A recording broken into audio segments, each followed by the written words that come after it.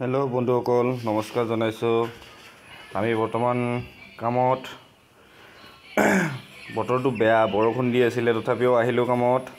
মোৰ লগত আছে ইফালে মুন্না দা এইজন আৰু তলত ধীৰাজ। তাৰপিছত আমাৰ মুন্না দাৰ বিয়া হোৱা নাই, বৰ্তমান বিয়া হোৱা নাই। ছোৱালী এজনী পালে যোগাযোগ কৰিব মুন্না দাৰ কাৰণে। এইজনে হ'ল আমাৰ মুন্না দা, কামে বনেও ভাল। ছোৱালী পালে খবৰ দিব মুন্না দাৰ কাৰণে।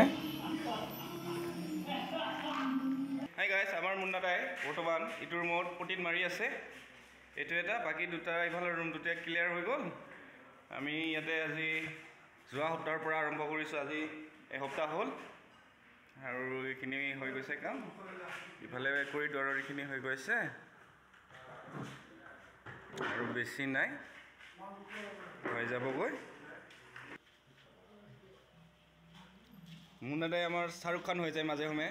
শ্বাহৰুখ খানৰ ফেভৰিট মানুহ, একদম যি কথা ক'লেও শ্বাহৰুখ খানৰ ইমোশ্যন দিয়া যায়। একদম শ্বাহৰুখ খানৰ ফেভৰিট মানুহ আৰু